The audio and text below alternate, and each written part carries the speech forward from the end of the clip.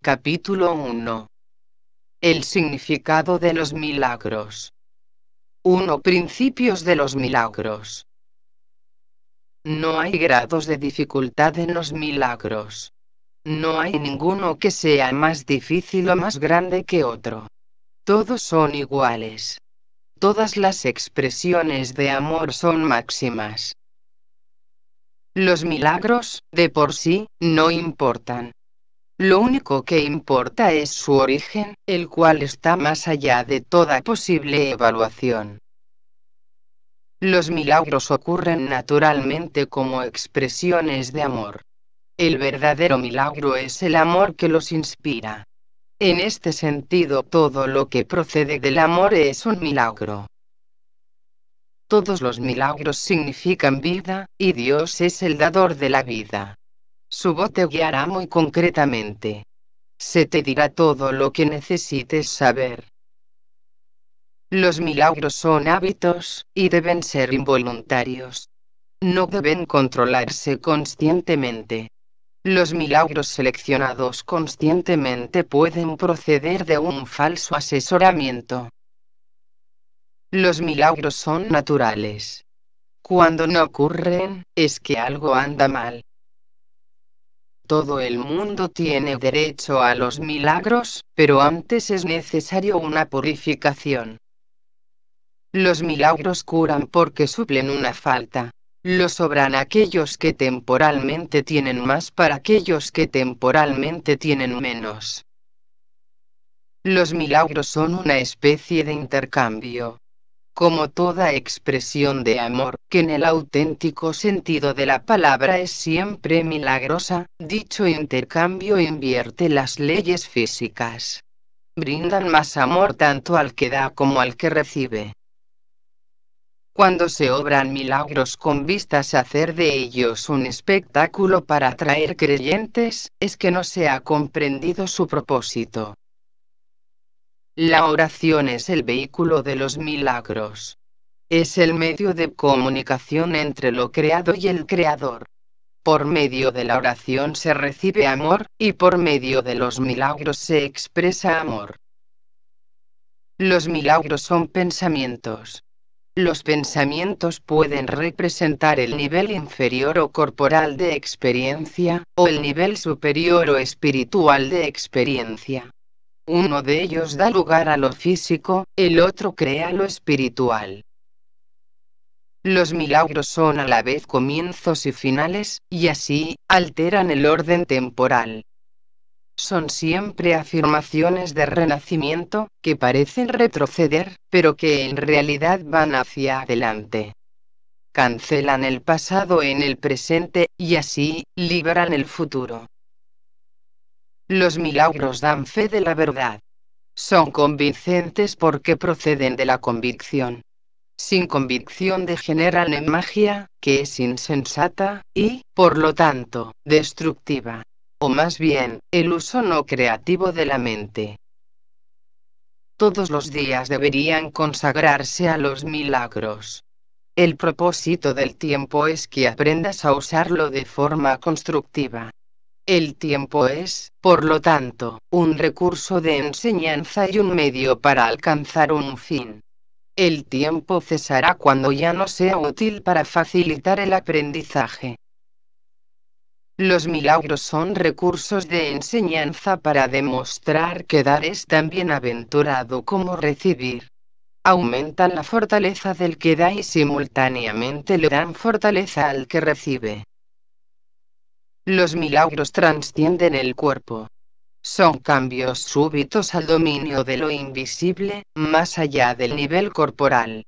Por eso es por lo que curan. El milagro es un servicio. Es el máximo servicio que le puedes prestar a otro.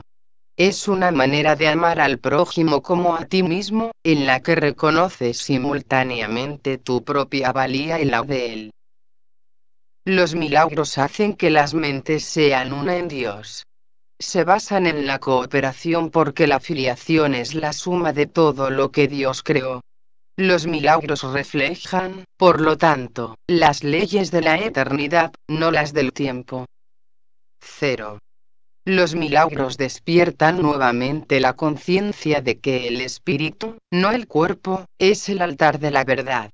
Este reconocimiento es lo que le confiere al milagro su poder curativo.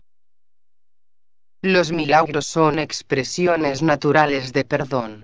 Por medio de los milagros aceptas el perdón de Dios al extendérselo a otros. Los milagros se asocian con el miedo debido únicamente a la creencia de que la oscuridad tiene la capacidad de ocultar. Crees que lo que no puedes ver con los ojos del cuerpo no existe. Esta creencia te lleva a negar la visión espiritual. Los milagros reorganizan la percepción y colocan todos los niveles en su debida perspectiva. Esto cura, ya que toda enfermedad es el resultado de una confusión de niveles. Los milagros te capacitan para curar a los enfermos y resucitar a los muertos, porque tanto la enfermedad como la muerte son invenciones tuyas, y, por lo tanto, las puedes abolir. Tú mismo eres un milagro, capaz de crear a semejanza de tu Creador. Todo lo demás no es más que tu propia pesadilla y no existe.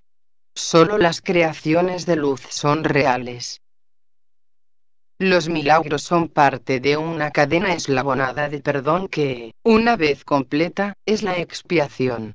La expiación opera todo el tiempo y en todas las dimensiones del tiempo. Los milagros representan tu liberación del miedo. Expiar significa deshacer. Deshacer el miedo es un aspecto esencial del poder expiatorio de los milagros. Un milagro es una bendición universal de Dios a todos mis hermanos por mediación mía.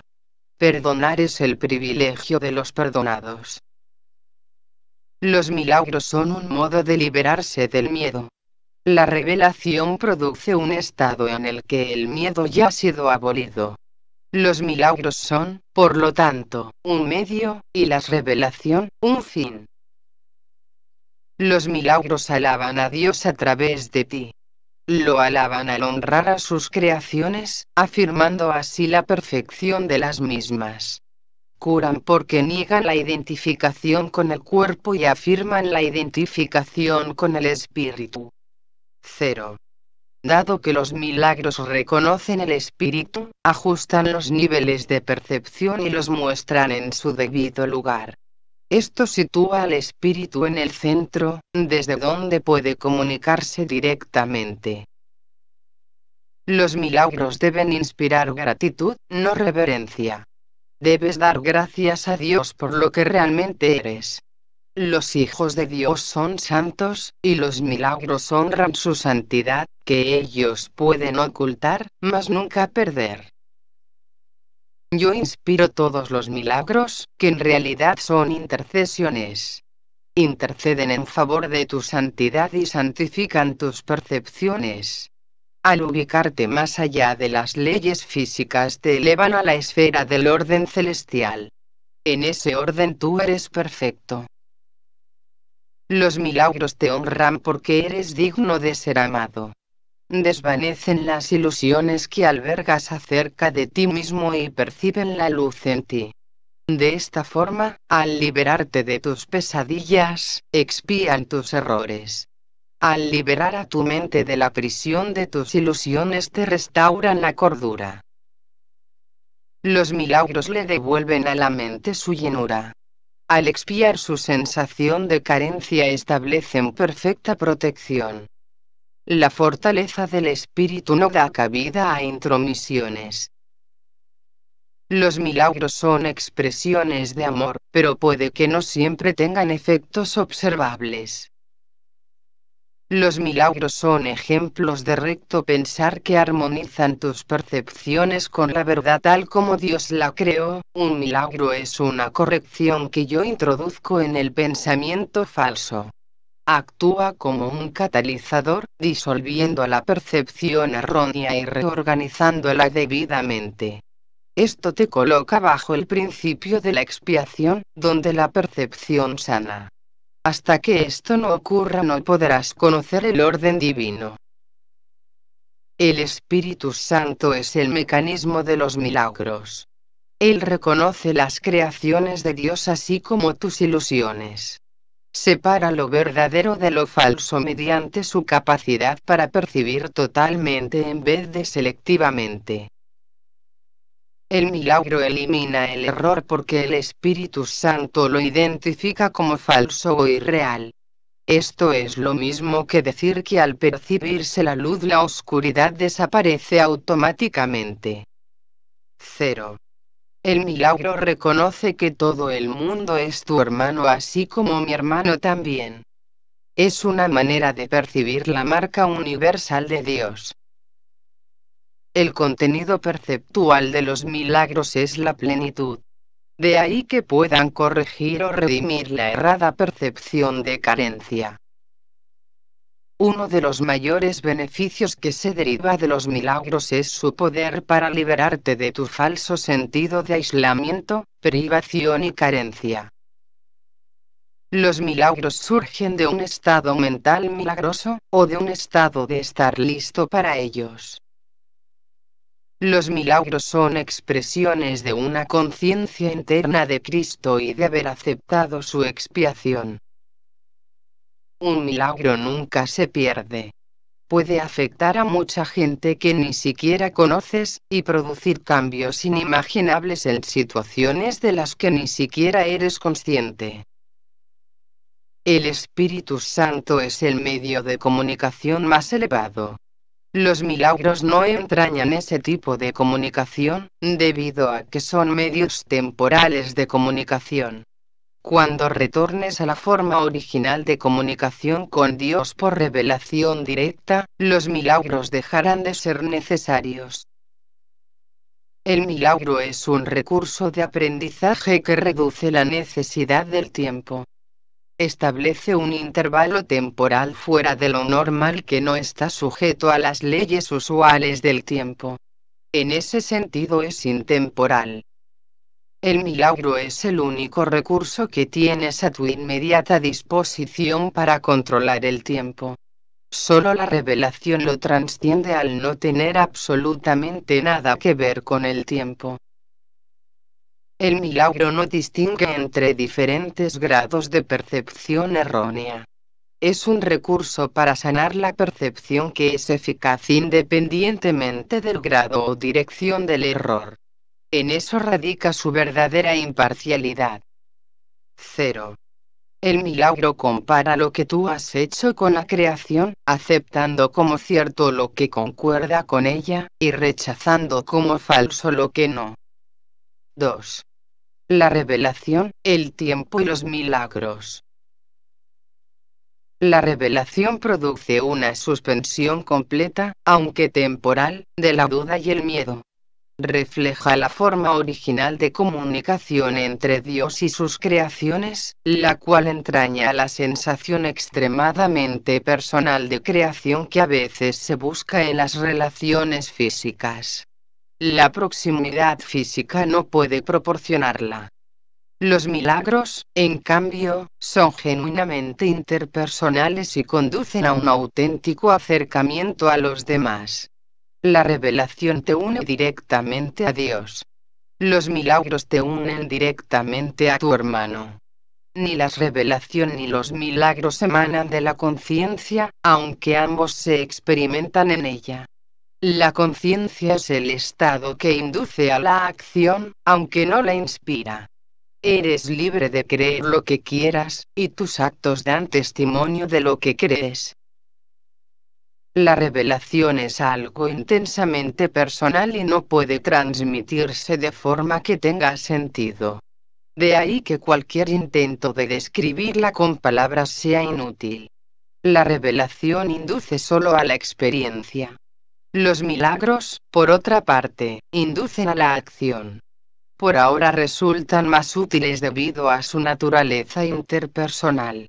En esta fase del aprendizaje, obrar milagros es importante porque no se te puede forzar a que te liberes del miedo. La revelación es literalmente inefable porque es una experiencia de amor inefable. La reverencia se debe reservar solo para la revelación, a la que se puede aplicar perfecta y correctamente. No es una reacción apropiada hacia los milagros porque un estado de reverencia es un estado de veneración, lo cual implica que uno de rango inferior se encuentra ante su creador. Tú eres una creación perfecta y deberías sentir reverencia solamente en presencia del creador de la perfección. El milagro es, por lo tanto, un gesto de amor entre iguales. Los que son iguales no deben sentir reverencia los unos por los otros, pues la reverencia implica desigualdad. Por consiguiente, no es una reacción apropiada hacia mí. Un hermano mayor merece respeto por su mayor experiencia, y obediencia por su mayor sabiduría. También merece ser amado por ser un hermano, y devoción si es devoto. Es tan solo mi devoción por ti lo que me hace merecedor de la tuya.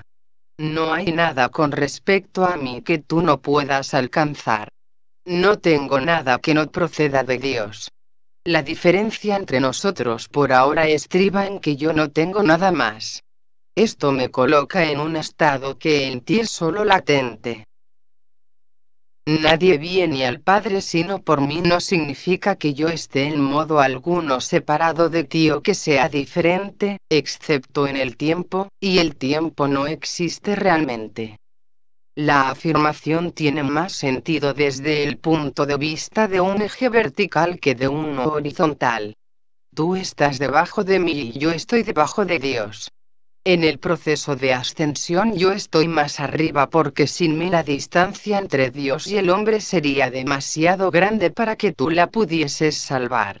Yo salvo esa distancia por ser tu hermano mayor, por un lado, y por el otro, por ser un hijo de Dios. La devoción que les profeso a mis hermanos es lo que me ha puesto a cargo de la filiación, que completo porque formo parte de ella. Tal vez esto parezca contradecir la afirmación yo y el Padre somos uno. Pero esa afirmación consta de dos partes: el reconocimiento de la mayor grandeza del Padre. Las revelaciones son indirectamente inspiradas por mí debido a mi proximidad al Espíritu Santo, ya que me mantengo alerta para cuando mis hermanos estén listos para recibir la revelación. De esta manera puedo obtener para ellos más de lo que ellos podrían obtener para sí mismos. El Espíritu Santo es el mediador entre la comunicación superior y la inferior, y mantiene abierto para la revelación el canal directo de Dios hacia ti. La revelación no es recíproca. Procede de Dios hacia ti, pero no de ti hacia Dios. El milagro reduce al mínimo la necesidad del tiempo. En el plano longitudinal u horizontal, el reconocimiento de la igualdad de los miembros de la filiación parece requerir un tiempo casi interminable. El milagro, no obstante, entraña un cambio súbito de la percepción horizontal a la vertical. Esto introduce un intervalo del cual tanto el que da como el que recibe emergen mucho más adelantados en el tiempo de lo que habrían estado de otra manera. El milagro, pues, tiene la propiedad única de abolir el tiempo en la medida en que hace innecesario el intervalo de tiempo que abarca. No existe relación alguna entre el tiempo que un milagro tarda en llevarse a cabo y el tiempo que abarca. El milagro sustituye a un aprendizaje que podría haber durado miles de años. Lo hace en virtud del reconocimiento implícito de la perfecta igualdad que existe entre el que da y el que recibe, en la que se basa el milagro. El milagro acorta el tiempo al producir su colapso, eliminando de esta manera ciertos intervalos dentro del mismo. Hace esto, no obstante, dentro de la secuencia temporal más amplia. 3. La expiación y los milagros.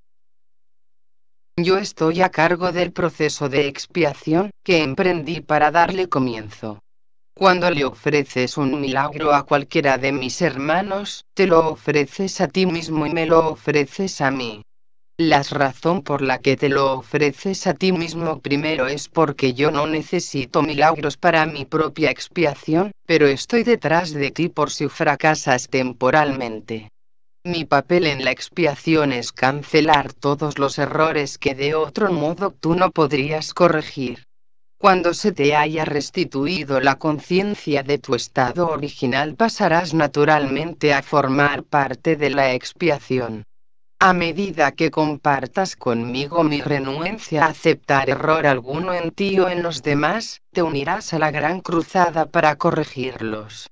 Escucha mi voz, aprende a deshacerlos y haz todo lo necesario por corregirlos. Tienes el poder de obrar milagros. Yo proveeré las oportunidades para obrarlos, pero tú debes estar listo y dispuesto. El obrarlos trae consigo convicción en la capacidad, ya que la convicción llega con el logro. La capacidad es el potencial, el lograrlos es su expresión, y la expiación, la profesión natural de los hijos de Dios, es el propósito. El cielo y la tierra pasarán significa que no continuarán existiendo como estados separados. Mi palabra, que es la resurrección y la vida, no pasará porque la vida es eterna.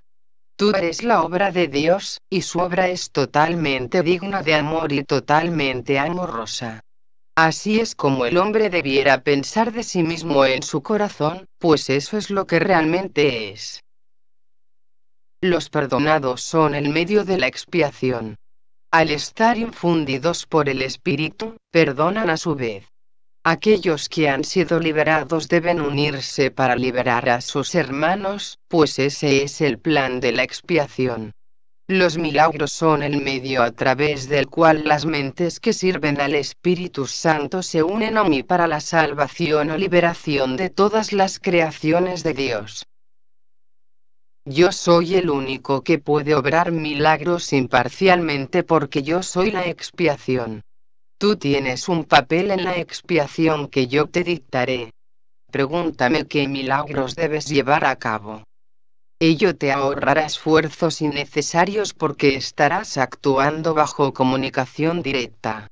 La naturaleza impersonal del milagro es una característica esencial del mismo, ya que me permite dirigir su aplicación, y bajo mi dirección los milagros conducen a la experiencia altamente personal de la revelación. Un guía no controla, pero sí dirige, dejando a tu discreción el que le sigas o no.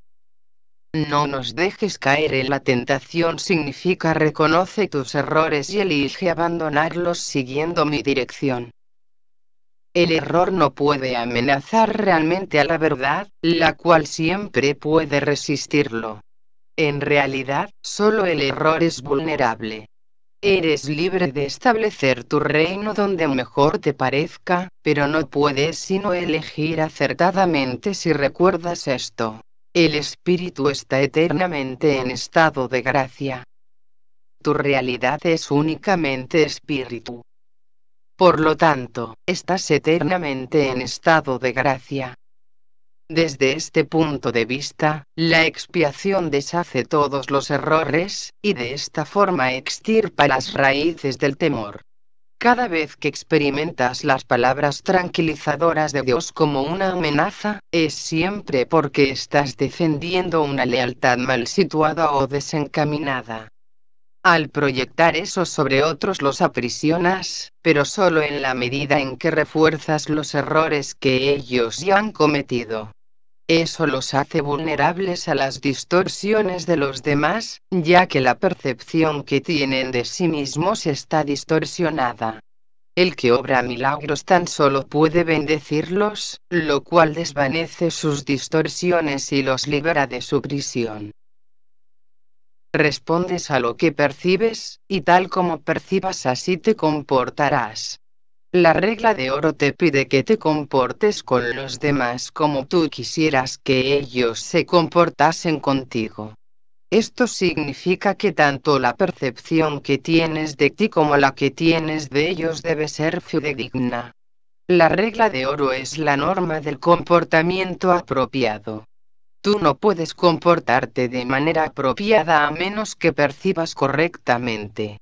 Dado que tú y tu prójimo sois miembros de una misma familia en la que gozáis de igual rango, tal como te percibas a ti mismo y tal como lo percibas a él, así te comportarás contigo mismo y con él. Debes mirar desde la percepción de tu propia santidad a la santidad de los demás. Los milagros se dan en la mente que está lista para ellos.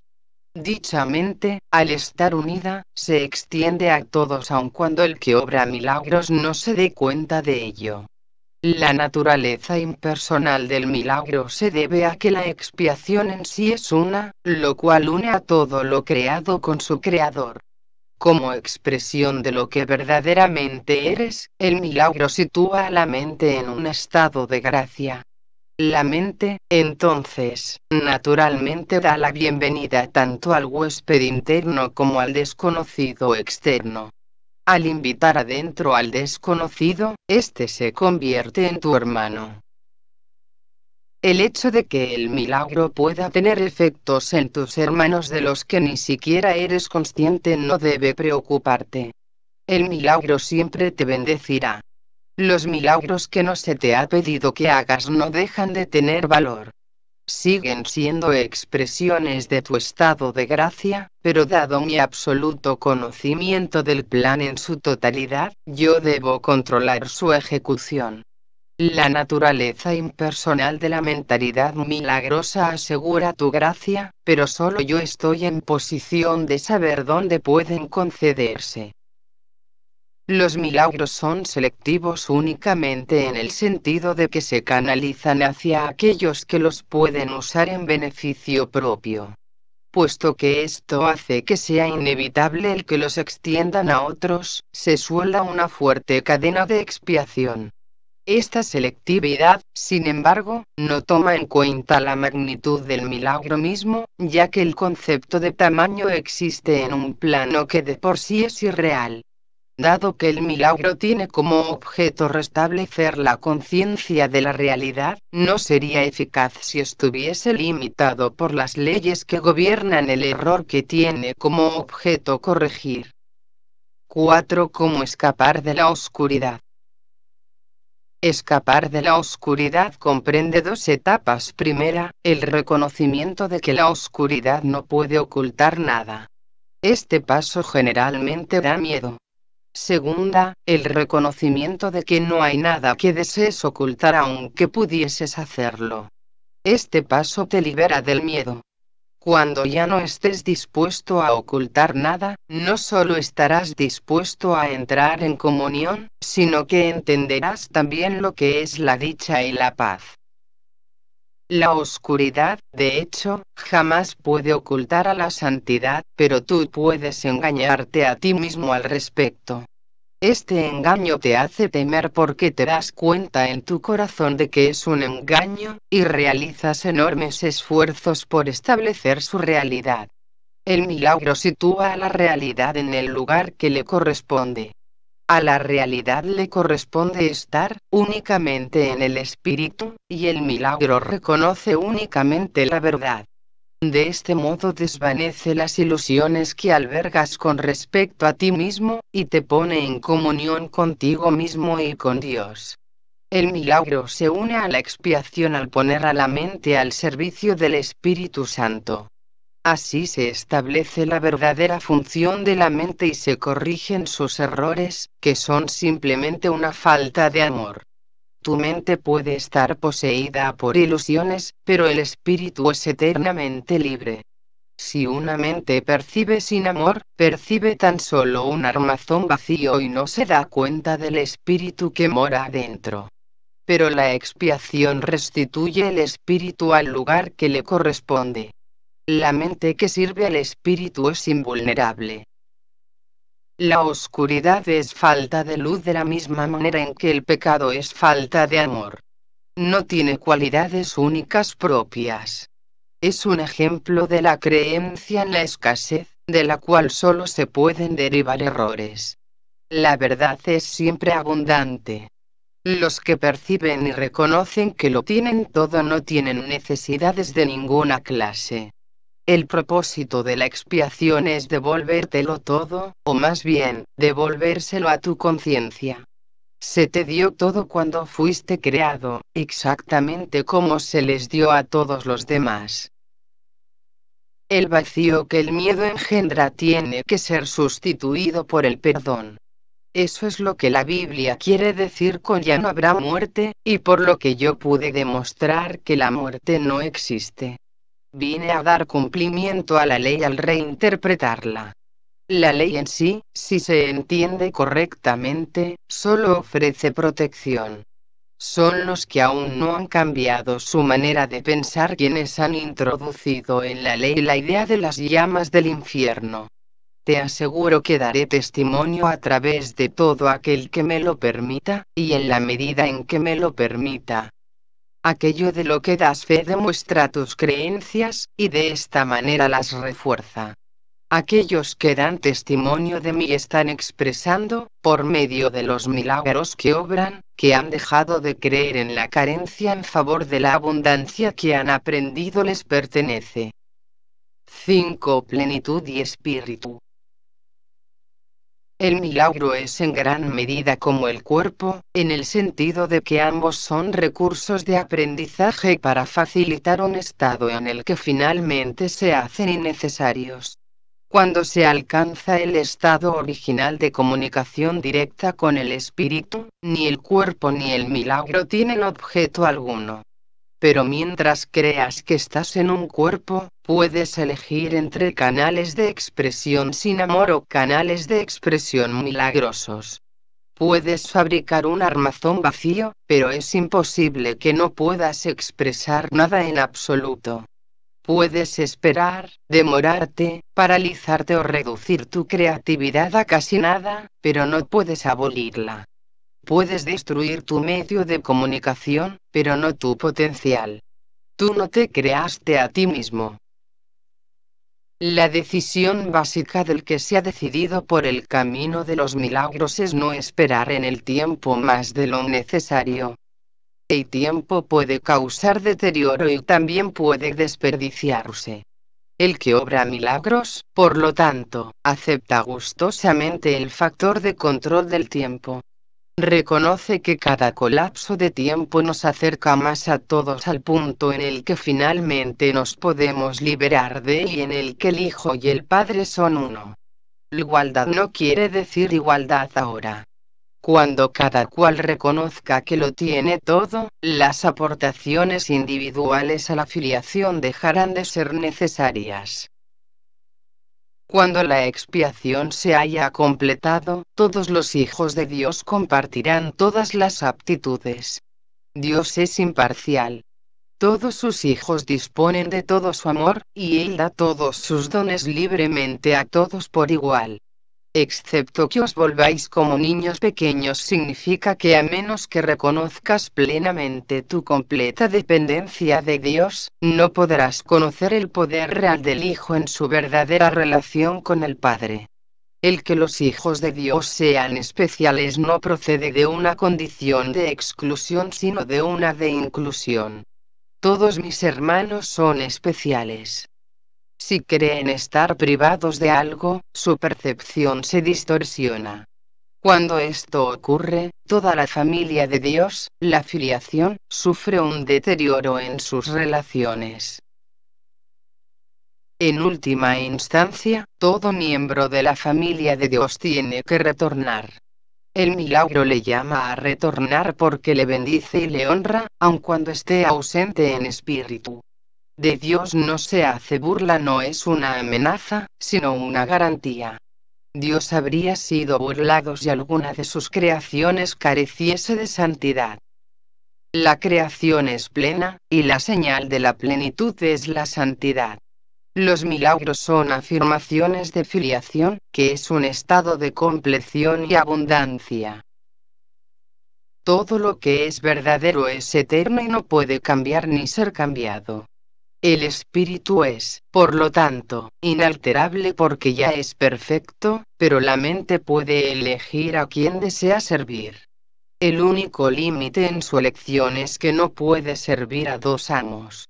La mente, si así lo elige, puede convertirse en el medio a través del cual el espíritu crea en conformidad con su propia creación. De no elegir eso libremente, retiene su potencial creativo, pero se somete a un control tiránico en lugar de a uno autoritativo. Como resultado de ello aprisiona, pues tales son los dictados de los tiranos. Cambiar de mentalidad significa poner tu mente a disposición de la verdadera autoridad. El milagro es señal de que la mente ha elegido dejarse guiar por mí en el servicio a Cristo. La abundancia de Cristo es el resultado natural de haber decidido seguirle. Hay que arrancar todas las raíces que están a flor de tierra porque no son lo suficientemente profundas como para prestarte apoyo. La ilusión de que las raíces superficiales pueden arraigarse más y así prestarte apoyo, es una de las distorsiones en las que se basa lo opuesto a la regla de oro. A medida que se abandonan esos falsos puntales, se experimenta temporalmente cierta inestabilidad en el equilibrio. Sin embargo, no hay nada más inestable que una orientación invertida, y nada que la mantenga invertida puede conducir a una mayor estabilidad. 6. La ilusión de las necesidades. Tú que quieres la paz solo la puedes encontrar perdonando completamente. Nadie aprende a menos que quiera aprender y crea que de alguna manera lo necesita. Si bien en la creación de Dios no hay carencia, en lo que tú has fabricado es muy evidente. De hecho, esa es la diferencia fundamental entre lo uno y lo otro. La idea de carencia implica que crees que estarías mejor en un estado que de alguna manera fuese diferente de aquel en el que ahora te encuentras. Antes de la separación, que es lo que significa la caída, no se carecía de nada. No había necesidades de ninguna clase. Las necesidades surgen debido únicamente a que tú te privas a ti mismo. Actúas de acuerdo con el orden particular de necesidades que tú mismo estableces. Esto, a su vez, depende de la percepción que tienes de lo que eres. La única carencia que realmente necesitas corregir es tu sensación de estar separado de Dios. Esa sensación de separación jamás habría surgido si no hubieses distorsionado tu percepción de la verdad, percibiéndote así a ti mismo como alguien necesitado. La idea de un orden de necesidades surgió porque, al haber cometido ese error fundamental, ya te habías fragmentado en niveles que comportan diferentes necesidades. A medida que te vas integrando te vuelves uno, y tus necesidades, por ende, se vuelven una. Cuando las necesidades se unifican suscitan una acción unificada porque ello elimina todo conflicto. La idea de un orden de necesidades, que proviene del error original de que uno puede estar separado de Dios, requiere corrección en su propio nivel antes de que pueda corregirse el error de percibir niveles. No te puedes comportar con eficacia mientras operes en diferentes niveles. Sin embargo, mientras lo hagas, la corrección debe proceder verticalmente, desde abajo hacia arriba. Esto es así porque crees que vives en el espacio, donde conceptos como arriba y abajo tienen sentido. En última instancia, ni el espacio ni el tiempo tienen ningún sentido. Ambos son meramente creencias. El verdadero propósito de este mundo es usarlo para corregir tu incredulidad. Nunca podrás controlar por ti mismo los efectos del miedo porque el miedo es tu propia invención, y no puedes sino creer en lo que has inventado. En actitud, pues, aunque no en contenido, eres como tu creador, quien tiene perfecta fe en sus creaciones porque él las creó. Creer en algo produce la aceptación de su existencia. Por eso puedes creer lo que nadie más piensa que es verdad. Para ti es verdad porque tú lo fabricaste. Todos los aspectos del miedo son falsos porque no existen en el nivel creativo y, por lo tanto, no existen en absoluto. En la medida en que estés dispuesto a someter tus creencias a esta prueba, en esa misma medida quedarán corregidas tus percepciones. En el proceso de separar lo falso de lo verdadero, el milagro procede de acuerdo con lo siguiente. El amor perfecto expulsa el miedo. Si hay miedo, es que no hay amor perfecto. Mas, solo el amor perfecto existe. Si hay miedo, este produce un estado que no existe. Cree esto y serás libre. Solo Dios puede establecer esta solución, y esta fe es su don. 7. Las distorsiones de los impulsos milagrosos. Tus percepciones distorsionadas producen una densa envoltura alrededor de los impulsos milagrosos, dificultándoles el que lleguen a tu conciencia. La confusión de los impulsos milagrosos con los impulsos físicos es una de las distorsiones básicas de la percepción. Los impulsos físicos son impulsos milagrosos mal canalizados. Todo placer real procede de hacer la voluntad de Dios. Esto es así porque no hacer su voluntad es una negación del ser. La negación del ser da lugar a ilusiones, mientras que la corrección del error nos libera del mismo. No te engañes a ti mismo creyendo que puedes relacionarte en paz con Dios o con tus hermanos a través de algo externo. Criatura de Dios, fuiste creado para crear lo bueno, lo hermoso y lo santo. No te olvides de eso. El amor de Dios, por un breve periodo de tiempo, todavía tiene que expresarse de un cuerpo a otro, ya que la visión es aún muy tenue. El mejor uso que puedes hacer del cuerpo es utilizarlo para que te ayude a ampliar tu percepción, de forma que puedas alcanzar la verdadera visión de la que el ojo físico es incapaz. Aprender a hacer esto es la única utilidad real del cuerpo. Las fantasías son una forma distorsionada de visión. Todas ellas, no importa de qué clase sean, son distorsiones, ya que siempre tergiversan la percepción hasta convertirla en algo irreal. Los actos que proceden de distorsiones son, literalmente, las reacciones de aquellos que no saben lo que hacen. Las fantasías son un intento de controlar la realidad de acuerdo con necesidades falsas. Si deformas la realidad de cualquier forma que sea, estarás percibiendo destructivamente. Las fantasías son un medio para hacer asociaciones falsas y tratar de derivar placer de ellas. Mas si bien puedes percibir asociaciones falsas, nunca podrás hacerlas reales excepto para ti. Crees en lo que inventas. De igual modo, si ofreces milagros creerás en ellos con igual intensidad. La fuerza de tu convicción sostendrá entonces la creencia del que reciba el milagro. Las fantasías se vuelven totalmente innecesarias cuando la naturaleza completamente satisfactoria de la realidad se vuelve evidente tanto para el dador como para el receptor. La realidad se pierde por usurpación, lo cual produce tiranía. Mientras quede un solo esclavo caminando sobre la faz de la tierra, tu liberación no será total. La única meta del que se ha decidido por el camino de los milagros es restaurar completamente la filiación. Este es un curso de entrenamiento mental.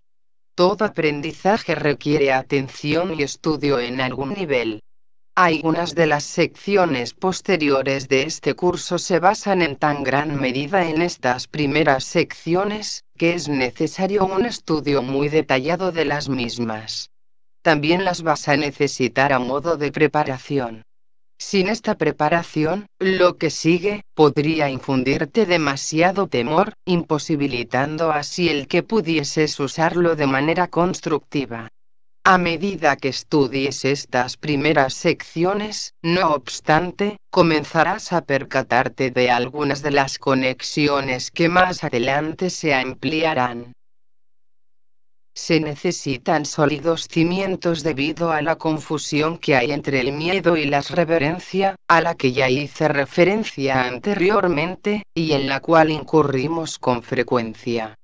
Dije que la reverencia no es apropiada en conexión con los hijos de Dios porque no deberías experimentar reverencia en presencia de tus semejantes. No obstante, puse de relieve asimismo que la reverencia es apropiada en presencia de tu Creador.